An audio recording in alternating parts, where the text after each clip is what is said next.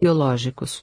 Esse complexo de fatores antecipava a metodologia de Jung e superava antecipadamente a metodologia experimental de Weber e Fechner.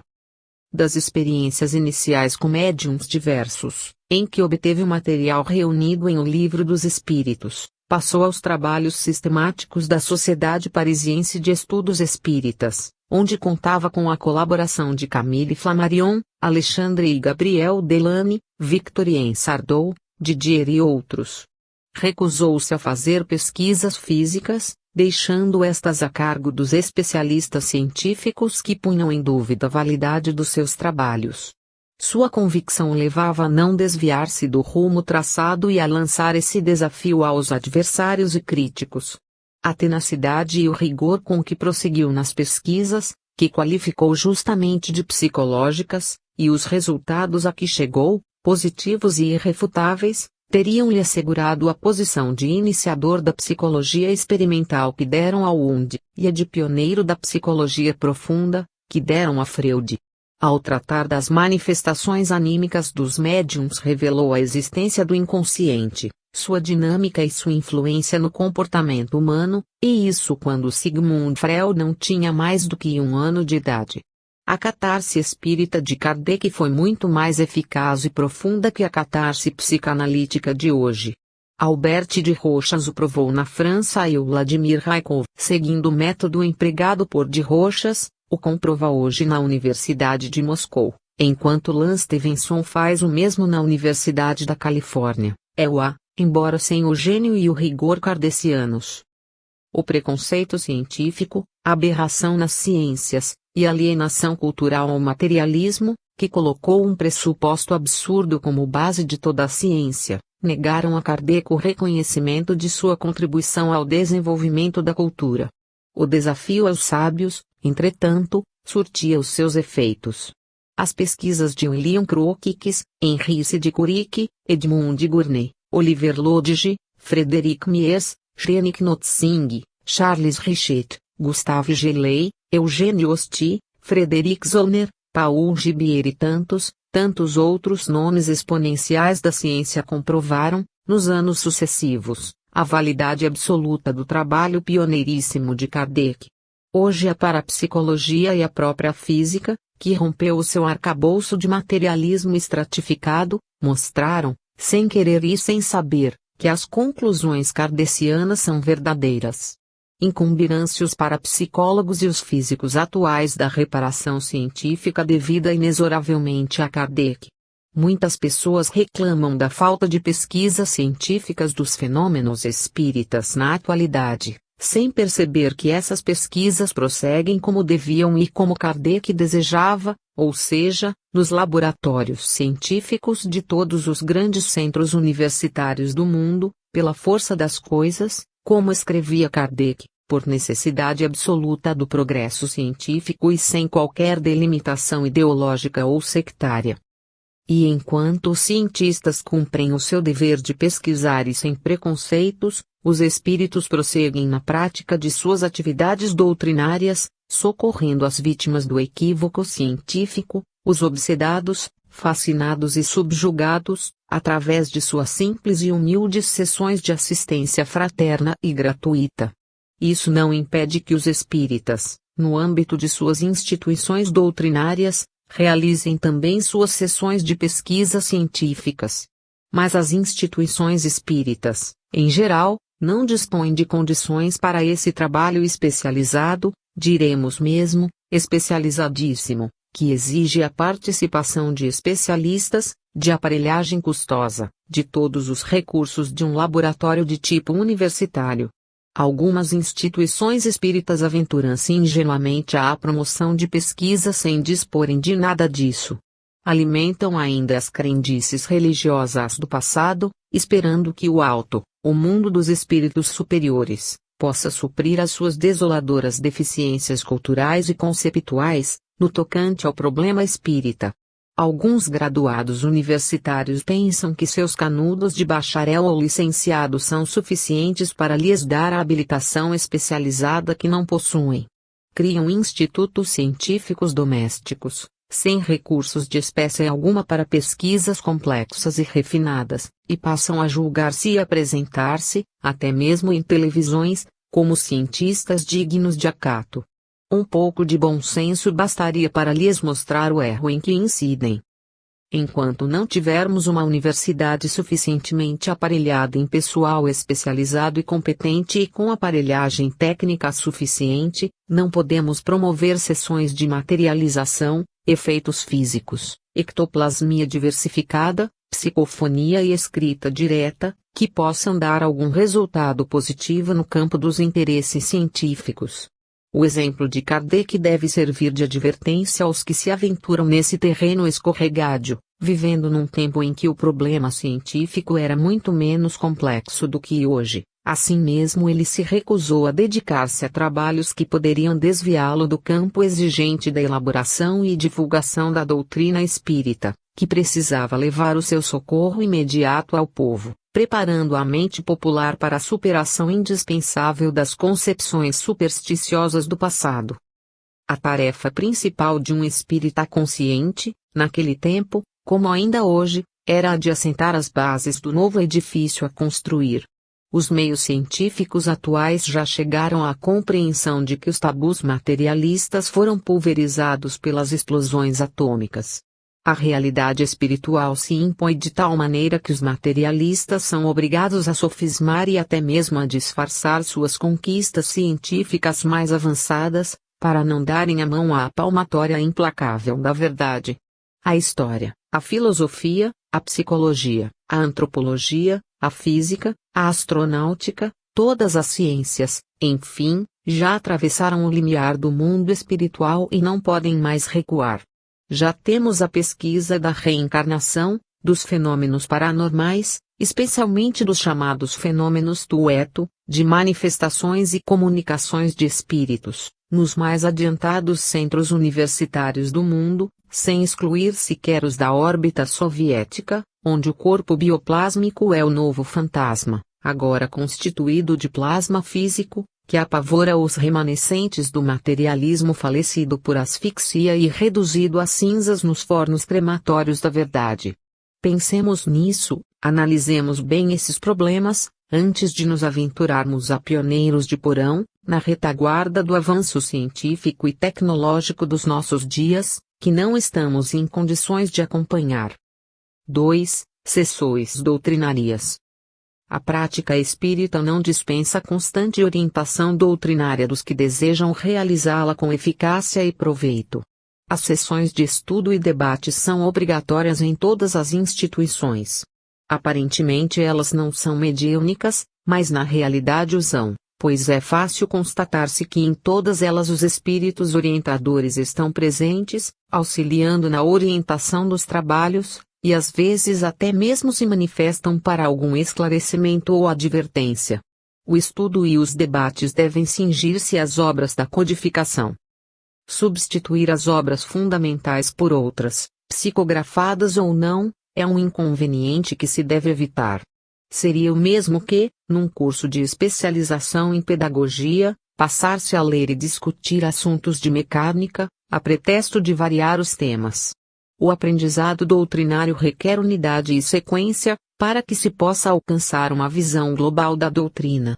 Todas as obras de Kardec devem constar desses trabalhos, desde os livros iniciáticos, passando pela codificação propriamente dita, até aos volumes da Revista Espírita. Precisamos nos convencer desta realidade que nem todos alcançam. Espiritismo é Kardec. Porque foi ele o estruturador da doutrina, permanentemente assistido pelo Espírito da Verdade. Todos os demais livros espíritas, mediúnicos ou não, são subsidiários.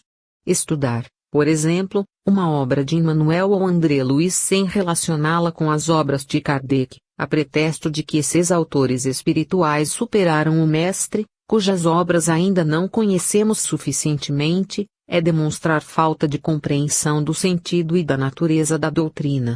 Esses e outros autores respeitáveis dão sua contribuição para nossa maior compreensão de Kardec. Não podem substituí-lo.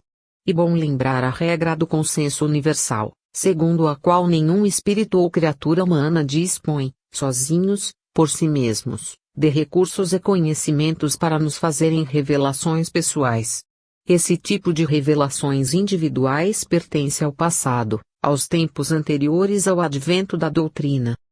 Um novo ensinamento, a revelação de uma verdade nova depende das exigências doutrinárias de concordância universal de manifestações a respeito, concordância da questão com os princípios básicos da doutrina, concordância com os princípios culturais do estágio de conhecimento atingido pelo nosso mundo, concordância com os princípios racionais, lógicos e logísticos do nosso tempo. Fora desse quadro de concordâncias necessárias, que constituem o consenso universal, nada pode ser aceito como válido. Opiniões pessoais, sejam de sábios terrenos ou do mundo espiritual, nada valem para a doutrina. O mesmo ocorre nas ciências e em todos os ramos do conhecimento na Terra. Porque o conhecimento é uma estrutura orgânica, derivada da estrutura exterior da realidade e nunca sujeita a caprichos individuais. Por isso é temeridade aceitar-se e propagar-se princípios deste espírito ou daquele homem como se fossem elementos doutrinários. Quem se arrisca a isso revela falta de senso e falta absoluta de critério lógico, além de falta de convicção doutrinária. O Espiritismo não é uma doutrina fechada ou estática, mas aberta ao futuro. Não obstante, essa abertura está necessariamente condicionada às regras de equilíbrio e de ordem que sustentam a validade e a eficácia da sua estrutura doutrinária.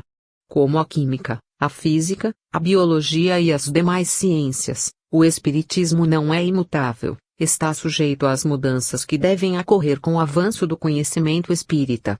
Mas como em todas as ciências, esse avanço está naturalmente subordinado às exigências do critério racional, da comprovação objetiva por métodos científicos e do respeito ao que podemos chamar de natureza da doutrina. Introduzir na doutrina práticas provenientes de correntes espiritualistas anteriores a ela seria o mesmo que introduzir na química as superadas práticas da alquimia. As ciências são organismos conceptuais da cultura humana, caracterizados pela sua estrutura própria e pelas leis naturais do seu crescimento, como ocorre com os organismos biológicos. Todos nós ainda trazemos a herança empírica do passado, anterior ao desenvolvimento da cultura científica, e somos às vezes tentados a realizar façanhas científicas para as quais não estamos aptos. E como todos somos naturalmente vaidosos, facilmente nos entusiasmamos com a suposta possibilidade de nos tornarmos renovadores doutrinários.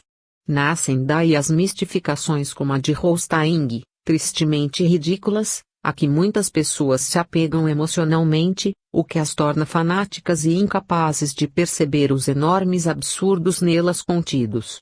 Até mesmo pessoas cultas, respeitáveis, deixam-se levar por essas mistificações, por falta de humildade intelectual e de critério científico. Espíritos opiniáticos ou sectários de religiões obscurantistas aproveitam-se disso para introduzir essas mistificações em organizações doutrinárias prestigiosas, com a finalidade de ridicularizar o espiritismo e afastar dele as pessoas sensatas que sabem subordinar a emoção à razão e que muito poderiam contribuir para o verdadeiro desenvolvimento da doutrina. Por tudo isso, as manifestações mediúnicas em sessões doutrinárias devem ser recebidas sempre com espírito crítico. Aceitá-las como verdades reveladas é abrir as portas à mistificação, à destruição da própria finalidade dessas sessões. Também por isso, o dirigente dessas sessões deve ser uma pessoa de espírito arejado, racional, objetivo, capaz de conduzir os trabalhos com segurança. Kardec é sempre a pedra de toque para a verificação das supostas revelações que ocorrerem. O pensamento espírita é sempre racional, avesso ao misticismo. Os espíritos comunicantes, em geral, são de nível cultural mais ou menos semelhante ao das pessoas presentes. Não devem ser encarados como seres sobrenaturais, pois não passam de criaturas humanas desencarnadas, na maioria apegadas aos seus preconceitos terrenos. A morte não promove ninguém a sábio, nem confere aos espíritos autoridade alguma em matéria de doutrina. Por outro lado, Os espíritos realmente superiores só se manifestam dentro das condições culturais do grupo, não tendo nenhum interesse em destacar-se como geniais antecipadores de descobertas científicas que cabe aos encarnados e não a eles fazerem. A ideia do sobrenatural, nas relações mediúnicas, é a fonte principal das mistificações. Homens e espíritos vaidosos se conjugam nas tentativas pretensiosas de superação doutrinária. Se não temos ainda, no mundo inteiro, instituições espíritas à altura da doutrina, isso se deve principalmente à vaidade e à invigilância dos homens e espíritos que se julgam mais do que são. Nesta hora de muitas novidades, é bom verificarmos que as maiores delas já foram antecipadas pelo Espiritismo. Ele, o Espiritismo, a maior novidade dos novos tempos. Se tomarmos consciência disso, evitaremos os absurdos que hoje infestam o meio doutrinário e facilitaremos o desenvolvimento real da doutrina em bases racionais. 3. Sessões mediúnicas. As sessões mediúnicas propriamente ditas são as que se destinam à relação normal dos homens com os espíritos para fins de esclarecimento e orientação. A expressão paranormal, adotada e divulgada pela parapsicologia, não se aplica ao campo espírita. Foi criada para substituir as expressões sobrenatural e patológica, das religiões e ciências do passado. No Espiritismo sabemos que as manifestações mediúnicas são ocorrências normais, que se verificaram desde todos os tempos, e mais, que essas ocorrências são de vários graus, desde a simples percepção extrasensorial até as aparições, as materializações ou fenômenos de ectoplasmia, segundo a definição metapsíquica, e aos fenômenos de agêneres, bem definidos por Kardec. Nossas relações com os espíritos são constantes e naturais, tanto se passam no plano puramente mental, quanto no psíquico em geral e no plano sensorial. A comunicação mediúnica oral, escrita, tipitológica, através de pancadas ou rapes, voz direta, ou psicofonia subjetiva ou objetiva, como esclareceu Kardec, ocorre normalmente. A mente do desencarnado, como verificou em nosso tempo o cientista Ottilie Carrington, da Universidade de Cambridge, Inglaterra, é a mesma do homem, do espírito encarnado. Como os espíritos são, segundo Kardec, uma das forças da natureza, e convivem conosco, como os micróbios, os vírus, suas relações conosco são evidentemente normais, fazem parte do complexo de fenômenos da existência humana natural. O critério do normal e do anormal não decorre de normas estabelecidas pelos homens, mas da naturalidade dos fatos no equilíbrio das leis naturais. A loucura é anormal porque é um desequilíbrio. Nos fenômenos mediúnicos as leis naturais foram definidas por Kardec e posteriormente confirmadas pelas pesquisas científicas em todo o mundo. Os que pretenderam teorizar sobre a chamada loucura espírita só conseguiram revelar sua ignorância do assunto ou sua má-fé a serviço de interesses mesquinhos de sectarismos bastardos.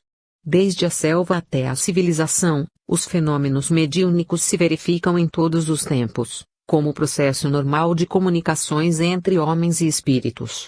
Como esse processo se passa entre mundos de dimensões materiais diferentes, Rini concordou em chamá-los de extrafísicos, o que na verdade não está certo, pois o plano espiritual também possui densidade física e a própria física foi obrigada a reconhecer essa realidade em nossos dias. É com acento circunflexo graças a essa identidade física que o espírito desencarnado, mas ainda revestido do corpo espiritual da tradição cristã, classificado na pesquisa soviética como corpo bioplásmico, formado de plasma físico, consegue relacionar-se energeticamente com o corpo denso do médium e comunicar-se com os homens. O que se chama de mediunidade não é mais do que a possibilidade menor ou maior desse relacionamento, na verdade existente em todos os indivíduos humanos. O ato mediúnico é, portanto, um ato de relacionamento humano, em que o sobrenatural só pode figurar como antiga superstição reavivada por pessoas cientificamente incapazes ou pelo menos desatualizadas. A expressão médium, intermediário, adotada por Kardec, é a mais apropriada, estando por isso mesmo generalizada em nossos dias, sendo empregada até mesmo nas ciências soviéticas. Expressões como sensitivos, psicorrágicos, metérgicos e outras servem apenas para denunciar posições contrárias ao espiritismo. Mas o médium não é apenas o intermediário dos espíritos de pessoas mortas, como se vê em Kardec, Senis, Bozano, Aksakoff no passado, e Henrine, Swai, Karintikny, Van Lennep e outros no presente. O médium é também o intermediário de si mesmo, dos estratos profundos de sua personalidade anímica, da consciência subliminar da teoria de Frederic Mierce. As manifestações anímicas dos médiums não são mistificações, mas catarses necessárias para aliviá-lo de tensões conflitivas de sua memória profunda que perturbam o seu comportamento atual. Os fenômenos de vidência, visão à distância, precognição e outros são também mediúnicos, pois constituem manifestações de entidades subsistentes no psiquismo ancestral do médium ou o desencadear de percepções contidas nas hipóstases reencarnatórias da sua consciência subliminar. As criaturas que vivem à cata de erros de Kardec contestam a legitimidade dessa classificação, revelando simplesmente a sua ignorância dos problemas complexos da mediunidade. Por outro lado, é necessário lembrar que essas manifestações geralmente ocorrem através da ação de espíritos que são os controladores dos fenômenos, segundo a expressão de Gustave Gelei. Alguns estudiosos ainda discutem se a mediunidade é uma faculdade orgânica ou espiritual. Outros, mais afoitos e menos cuidadosos, chegam a afirmar que é uma faculdade do corpo. Basta a descrição de Kardec sobre o ato mediúnico para mostrar que a faculdade é espiritual. As pesquisas científicas modernas não deixam nenhuma possibilidade de dúvida a respeito. O espírito comunicante não se liga ao corpo material do médium, mas ao seu perispírito, o corpo espiritual, ou de maneira direta à sua mente, que, segundo Rini e outros, não é física.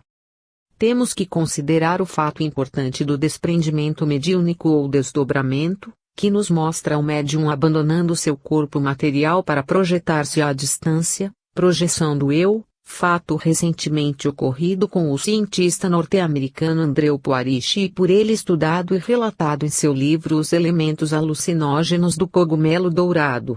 Nesse fenômeno, hoje positivado nas experiências psíquicas e parapsicológicas, tanto em suas manifestações espontâneas como nas provocadas, evidencia-se a natureza espiritual da mediunidade. Podemos reduzir a explicação da mediunidade numa frase: mediunidade é a capacidade do espírito desprender-se parcial ou totalmente do corpo, sem dele se desligar. Desprender-se o espírito para estabelecer relações com outros espíritos ou projetar-se à distância, mas não se desliga, pois o desligamento só ocorre no fenômeno da morte. Na própria ausência psíquica de curta duração, em meio a uma conversa, quando se diz, não ouvi o que você falou, pois meu espírito estava longe, temos um fato mediúnico. Graças a essa possibilidade, inerente à condição humana, os espíritos de pessoas vivas podem também comunicar-se. Leia-se o livro de Ernesto Bozano, Comunicações Mediúnicas entre Vivos, ou consultese Soal ou Amadou, este ferozmente anti-espírita, o episódio experimental de Soal e Carrington, na Universidade de Cambridge, em que um espírito de vivo comunicou-se por voz direta, falando diretamente no espaço, através de uma corneta acústica. O espírito comunicante era antigo colega de Soal e este levou 5 anos para constatar que ele não havia morrido, mas relatara fatos e situações de sua vida particular, com minúcias, que só mais tarde ocorreriam. Os cientistas ficaram aturdidos. Soal reconheceu o amigo pelo timbre da voz, logo as primeiras palavras. Depois dessas generalidades necessárias, tentemos classificar os tipos de sessões mediúnicas mais em voga em nosso tempo. A. Sessões de doutrinação, precedidas sempre de uma prece, realizam-se à meia luz, para facilitar a concentração mental dos participantes. Essas características levam os adversários do espiritismo a classificá-las como reuniões de magia ou de misticismo inferior. Na verdade, são as mais úteis e necessárias, controladas por espíritos caridosos que promovem a comunicação de entidades sofredoras e perturbadoras. Sua finalidade é esclarecer essas entidades e libertar as suas vítimas das perturbações que lhes causam. Não se evocam espíritos. As comunicações ficam a cargo do mundo espiritual. Há dois tipos fundamentais: o das sessões livres ou abertas, em que muitos espíritos se comunicam ao mesmo tempo e são doutrinados por vários doutrinadores. O ambiente parece tumultuado e muitas pessoas sistemáticas condenam esse sistema. É com trema o mais eficiente e produtivo, o mais conveniente numa fase de transição como a nossa, em que os problemas de obsessão se multiplicam. São consideradas como de pronto socorro espiritual, em que dezenas de doentes são socorridos ao mesmo tempo. O dirigente controla a ação dos médiuns e os espíritos agem de duas maneiras, controlando o acesso dos espíritos necessitados e ajudando muitas vezes na doutrinação dos casos mais difíceis. Há barulho, muita gente falando ao mesmo tempo, mas não há desordem. Os espíritos mais rebeldes são controlados pelos médiuns devidamente instruídos e pela assistência espiritual.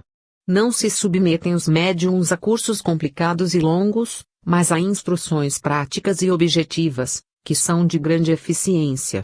O volume de pessoas atendidas e de espíritos beneficiados é grande, mas vai diminuindo na proporção em que o tempo do trabalho se esgota. São encerradas com uma prece de agradecimento, às vezes precedidas de breves explicações sobre os casos mais difíceis, já então num ambiente de absoluta tranquilidade. O outro tipo, de sessões fechadas ou autoritárias, é dirigido pelo presidente dos trabalhos, que submete as comunicações ao seu controle absoluto. As comunicações são reduzidas ao mínimo. Os médiuns não se deixam envolver pelas entidades sem que o presidente os autorize. Se ocorre uma comunicação demorada, vários médiuns permanecem inativos, à espera da sua vez. Não tem o sentido dinâmico de atendimento simultâneo num pronto-socorro. Parecem-se mais a consultórios médicos em que os clientes têm hora marcada. Não obstante, produzem os seus resultados. Muitas entidades são doutrinadas indiretamente assistindo à doutrinação de outras. Quando não se dispõe de médiuns e doutrinadores em número suficiente, esse sistema de controle fechado dá mais segurança ao presidente. Mas há a grande desvantagem de se colocar o presidente numa posição que lhe excita a vaidade e o autoritarismo. Os adeptos desse sistema apoiam-se nas instruções do apóstolo Paulo em sua epístola aos Coríntios.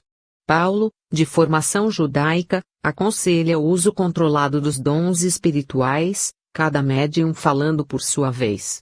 Acontece que são bem diferentes as condições do tempo apostólico e as de hoje. As sessões livres ou abertas atendem melhor às necessidades atuais. Kardec, num país em que o analfabetismo não contava, dedicou maior interesse às sessões de psicografia. Mesmo porque essas sessões correspondiam às exigências de documentação de suas experiências.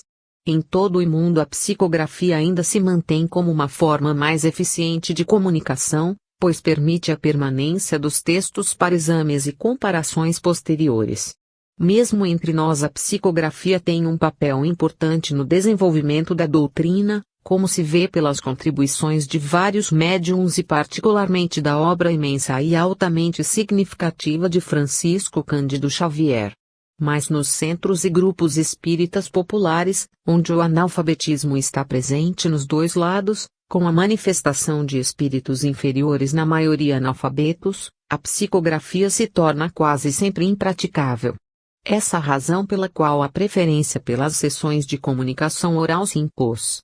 Por outro lado, nas sessões de doutrinação e desobsessão a comunicação oral é mais valiosa, permitindo expressão mais completa do estado emocional e até mesmo patológico do espírito comunicante. Também a identificação do espírito se torna mais fácil, em geral com a evidência da voz, da mímica, dos modismos característicos da criatura que deixou o plano físico e no entanto retorna com todas as modalidades, tiques e trejeitos do seu corpo carnal desaparecido, o que comprova a identidade teórica do corpo somático com o corpo espiritual.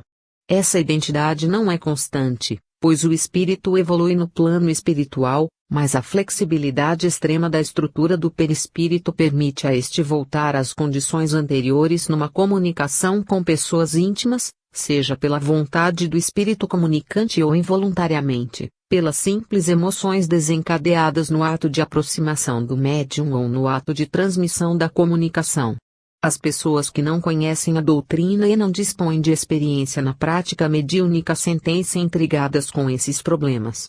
Como aconselhava Kardec, é conveniente não participarem de sessões sem terem lido obras esclarecedoras ou pelo menos recebido explicações de pessoa competente.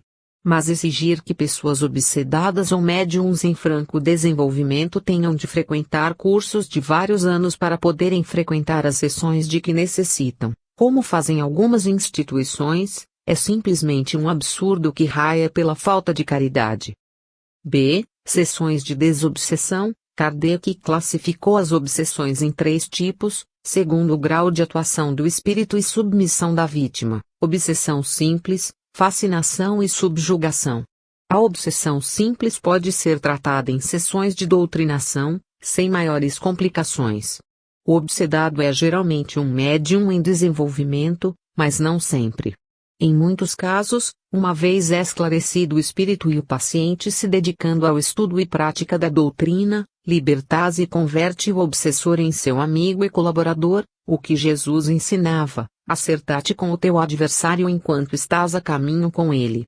O obsedado não se transforma em médium, mas em doutrinador ou dedicado a auxiliar em campos diversos da atividade doutrinária.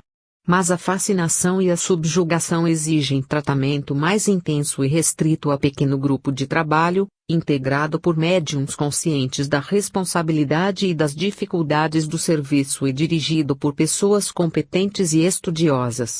A cura pode ser obtida em poucos dias ou levar meses e até anos, com fases intermitentes de melhora e recaída.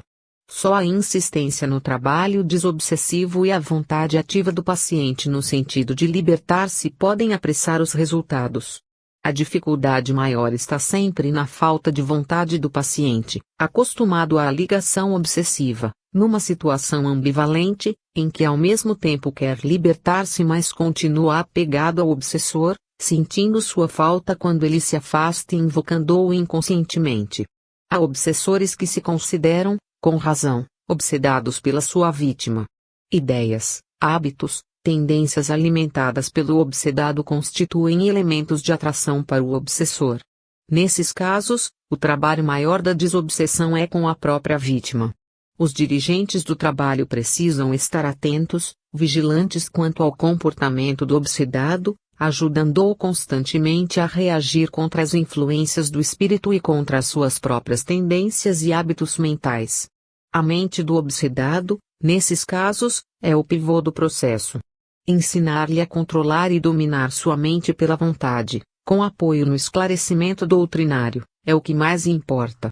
Do domínio da mente decorre naturalmente o domínio das emoções e dos sentimentos, que são por assim dizer os elementos de atração do espírito obsessor. Nenhuma atitude exorcista, na tentativa de afastar o obsessor pela força ou através de ameaças dá resultados. A doutrinação é um trabalho paciente de amor. Deveis compreender que estamos diante de casos de reconciliação de antigos desafetos, carregados de ódio e de cumplicidade mútua em atividades negativas. Todo e qualquer elemento material que se queira empregar. Passes complicados, preces insistentes e demoradas, uso de objetos ou coisas semelhantes, tudo isso só servirá para prolongar o processo obsessivo. O importante é a persuasão amorosa, o esclarecimento constante de obsedado e obsessor. O doutrinador é sempre auxiliado pela ação dos espíritos sobre obsessor e obsedado. Todas as prescrições de medidas prévias a serem tomadas pelos membros da equipe de médiuns, como abstenção de carne, repouso antes do trabalho, abstenção de fumo e álcool, comportamento angélico durante o dia e assim por diante, não passam de prescrições secundárias. Os médiuns têm naturalmente o seu comportamento normal regidos por princípios morais e espirituais. Se não o tiverem, de nada valerão essas improvisações de santidade. Se o tiverem, não necessitam desses artifícios. Como Kardec explica, a única autoridade que se pode ter sobre os espíritos é a de ordem moral, e o que vale no socorro espiritual não são medidas de última era, mas a intenção pura de médiuns e doutrinadores, pois que, o espiritismo é uma questão de fundo e não de forma. As medidas que se devem tomar, quando médiuns e doutrinadores não forem suficientemente esclarecidos, são apenas as precauções que o bom senso indica, não exceder-se na alimentação, na bebida, nos falatórios impróprios e maldosos no dia do trabalho. É necessário afastar os artifícios do religiosismo místico e as pretensões de importância pessoal no ato de doutrinar. Médiuns e doutrinadores são apenas instrumentos, conscientes, é claro, mas instrumentos dos espíritos benevolentes que deles se servem na hora do trabalho. O mérito individual do cada um está apenas na boa intenção e no amor que realmente os anime no serviço fraterno. É natural a tendência mística na prática mediúnica, proveniente do sentimento religioso do homem e dos resíduos do fanatismo religioso do passado, em que fomos cevados no medo ao sobrenatural e no anseio de salvação pessoal através de sacramentos e atitudes piegas. Mas temos de combater e eliminar de nós esses resíduos farisaicos e egoístas, tomando uma atitude racional e consciente nas relações com os espíritos, que ainda ontem eram nossos companheiros na existência terrena e que a morte não transformou em santos ou anjos. O meio espírita está cheio de pregadores de voz untuosa e expressões místicas, tanto encarnados como desencarnados, mas a doutrina não nos indica o caminho do artifício e do fingimento e sim o das atitudes e posições naturais, sinceras e positivas, que não nos levem a cobrir com peles de ovelha nosso pelo grosso de lobos. O povo se deixa atrair facilmente pelo maravilhoso, pelos milagres e milagreiros, mas os espíritos, que nos veem por dentro, não se iludem com as farsas dos santarrões. A criatura humana é o que é e traz em si mesma os germes do seu aperfeiçoamento, não segundo as convenções formais da sociedade ou das instituições de santificação, mas segundo as suas disposições internas. Uma criatura espontânea, natural, aberta, chocase com os artifícios, as manhas e os dengos de pessoas modeladas pelos figurinos da falsidade. Os espíritos, mais do que nós, sentem logo o cheiro de perfume barato e ardido desses anjinhos de procissão, cujas asas se derretem com os pingos da chuva. O Espiritismo não veio para nos dar novas escolas de farisaísmo, mas para nos despertar o gosto da autenticidade humana.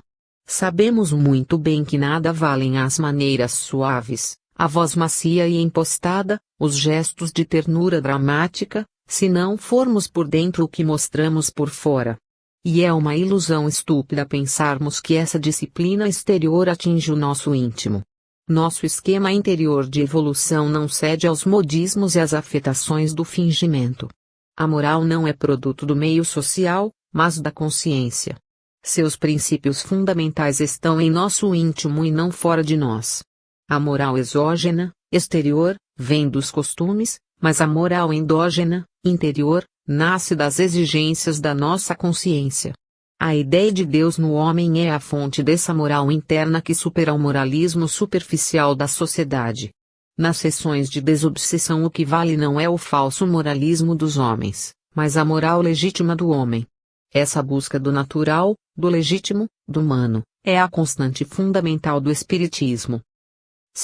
Sessões de cura. As sessões de cura distinguem-se das sessões de desobsessão por não tratarem apenas de problemas mentais e psíquicos, mas de todos os problemas da saúde.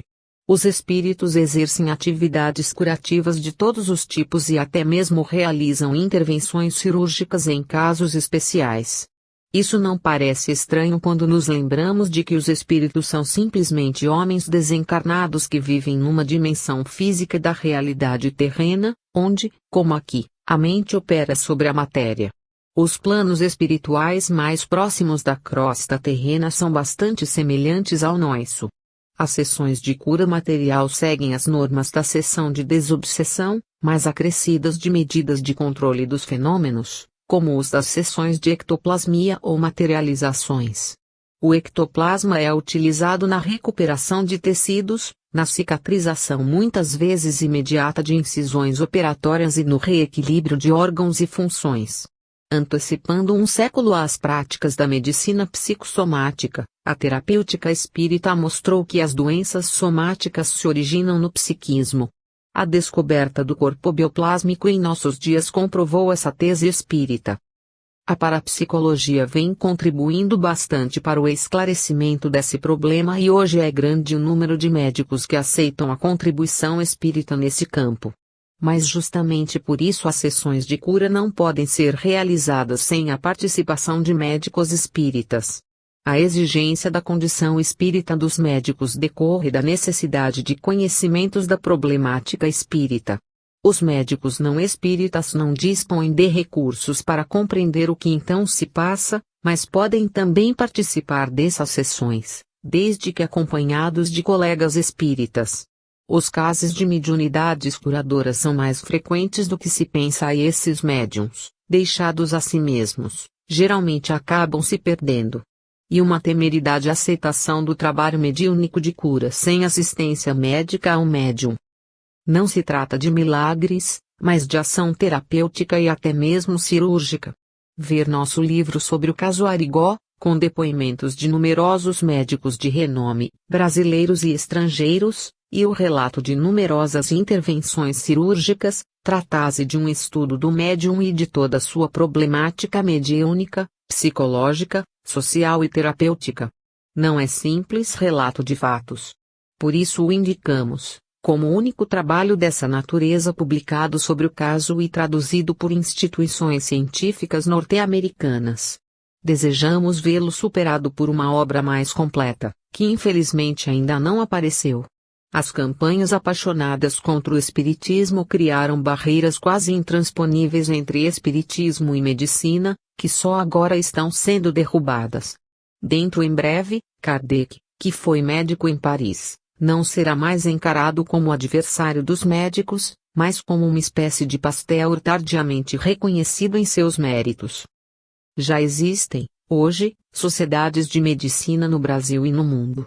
Essas instituições científicas se multiplicarão e ampliarão as suas atividades nos próximos anos. Os espíritas precisam colaborar para isso, evitando as práticas terapêuticas sem controle médico, que são arriscadas num ambiente de misticismo ingênuo como o nosso.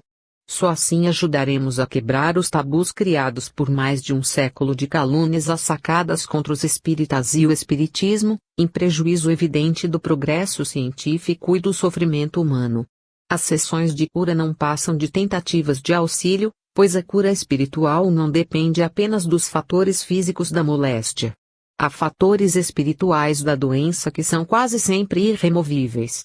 São consequências de encarnações anteriores a que o espírito se submete de vontade própria a fim de libertar-se de pesadas angústias do passado. Mas há sempre algum benefício, mesmo nos casos incuráveis. E muitos casos que são incuráveis para a medicina terrena facilmente se curam com a intervenção das entidades espirituais através da mediunidade. Os espíritos não são concorrentes dos médicos. Os próprios médicos desencarnados são os que mais se interessam em prestar a sua ajuda aos colegas terrenos, sem outro interesse que o de contribuir para o alívio possível do sofrimento humano. Pessoas que não conhecem a doutrina costumam perguntar por que motivo os espíritos não socorrem todos os enfermos e não curam todas as doenças, desde que dispõem de recursos superiores aos da medicina humana. É claro que tudo, no universo, está sujeito a condições e leis.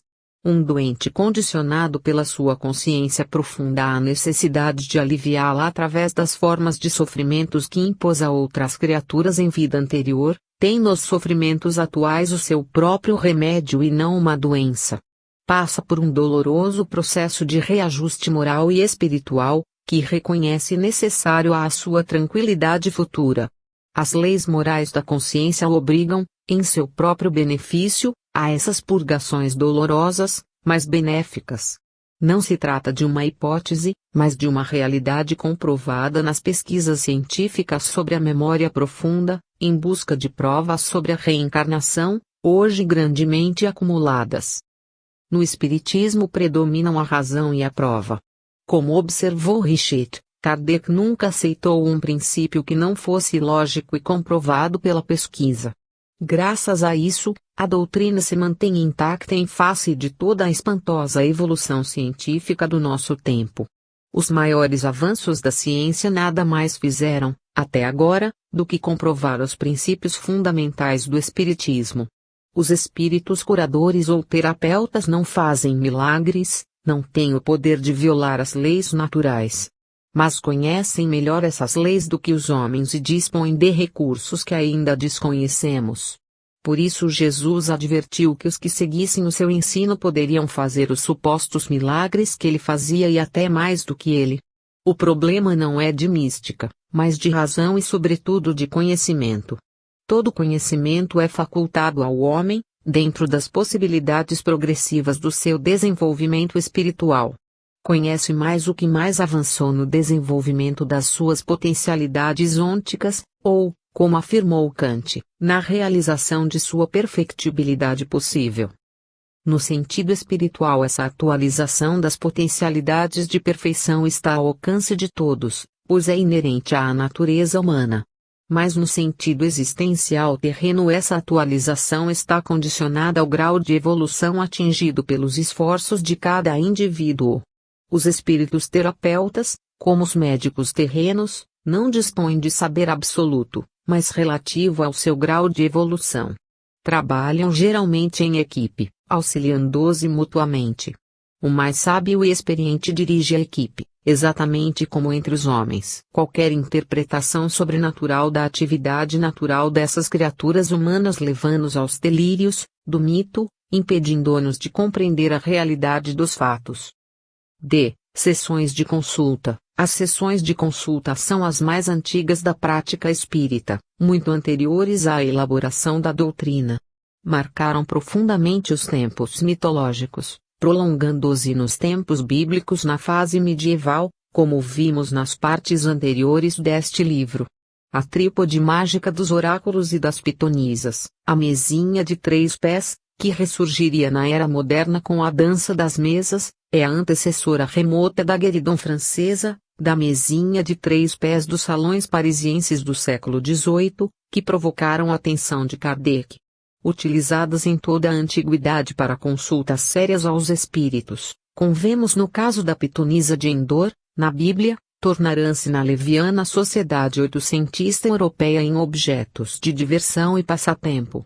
Ainda hoje são empregadas na prática espírita para consultas levianas ou sérias.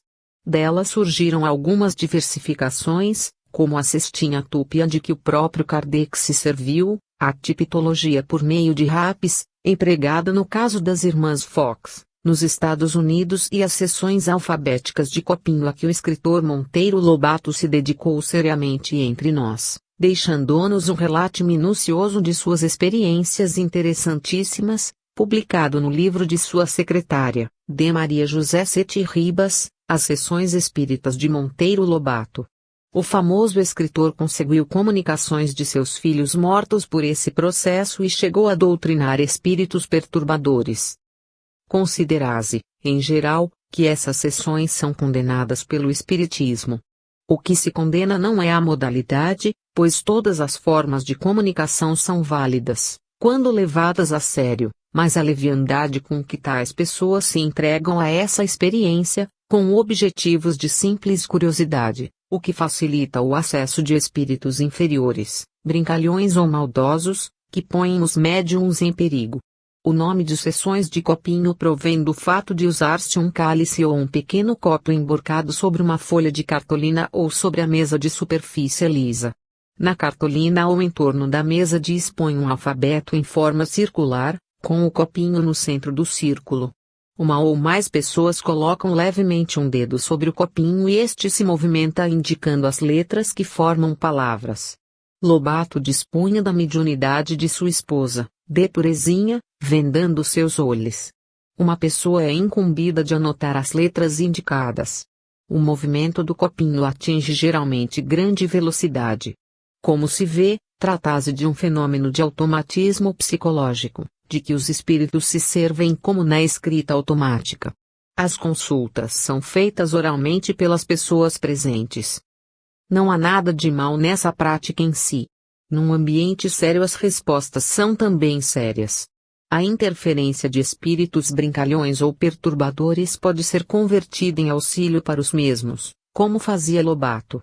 O mal está nas consultas, que sendo quase sempre levianas ou absurdas, que, quando insistentes, acabam por ser respondidas por espíritos levianos. Os espíritos sérios se afastam, como é natural, deixando que os interrogantes façam a experiência de que necessitam. Não é raro algumas pessoas sensíveis saírem perturbadas da experiência. Esse é o motivo por que, em geral, os espíritas não aconselham essa prática. Levada a sério, entretanto, ela pode servir para boas comunicações e para provar ao médium que as comunicações não provêm dele mesmo, desconfiança comum a que se entregam os médiums de comunicações orais ainda não suficientemente experimentados e pouco conhecedores da doutrina. O mesmo se dá com a psicografia mecânica ou automática. As pesquisas de Pierre Jamnet sobre essa forma de comunicação manual revelaram que ela pode provir do inconsciente do médium. Mas muito antes de Jamnet realizar suas pesquisas, já Kardec havia pesquisado o problema demonstrando que a comunicação anímica, da própria alma do médium, não invalidava, antes comprovava as comunicações espirituais. Os espíritos se servem precisamente do automatismo psicológico dos médiums para transmitir as suas mensagens. Usam o automatismo como o telegrafista usa o telégrafo, tanto para conversar com seus colegas à distância, quanto para transmitir as mensagens telegráficas de várias pessoas. Atualmente, nas experiências parapsicológicas, a tese de Kardec foi amplamente comprovada. Os trabalhos científicos de Ehrenwald sobre esse processo levaram a propor a fusão dos métodos quantitativos da pesquisa parapsicológica aos métodos significativos da psicologia para melhor aproveitamento desse meio de comunicação mediúnica. Já é tempo de se compreender, como advertiu recentemente Rémy de Chalvin, que a alergia ao futuro deve ser afastada dos nossos meios culturais e científicos, onde já causou grandes e lamentáveis prejuízos.